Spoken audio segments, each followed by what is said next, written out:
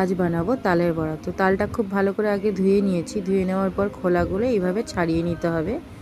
খোলাগুলো ছাড়িয়ে নেওয়ার পর 3টে কোয়া মতন বেরোবে। 3টে কোয়া আলাদা করে নিয়ে একটাকে এরকম ভালো করে এই যে ঝাঁঝরি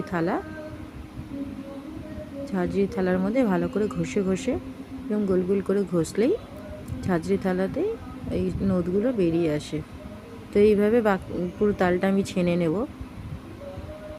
পুরো তালটা ছানা কমপ্লিট হয়ে গেলে তালের মধ্যে মেশাবো।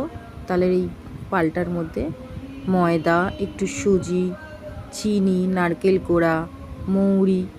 তো এগুলো দেখানো হয়নি, ভুল করে ভিডিও অন করা হয়নি। তো এইগুলো দিয়ে মিশিয়ে নিয়েছি। খুব ভালো করে মিশিয়ে নিতে হবে। এইভাবে মেখে নিতে হবে। একটা বড়ার যেরকম একটা কন্টিনেন্টারি ডো মতন করতে হবে। এই যে ভালো করে মেখে নিতে হবে।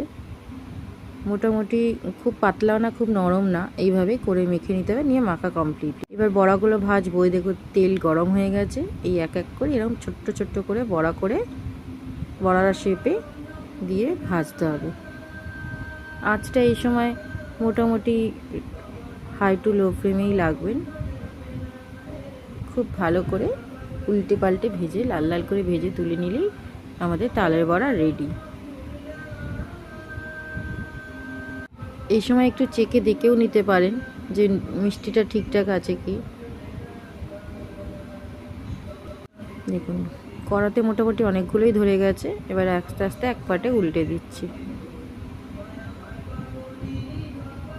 এক পাটে উল্টা কমপ্লিট হয়ে গেছে। দেখুন লাল হয়ে গেছে কি সুন্দর। এইভাবেই দু পাটটা লাল লাল করে ভেজে তুলে নিতে হবে। তো এইভাবেই করে নিলে রেডি হয়ে যাবে আমাদের তালের বড়া।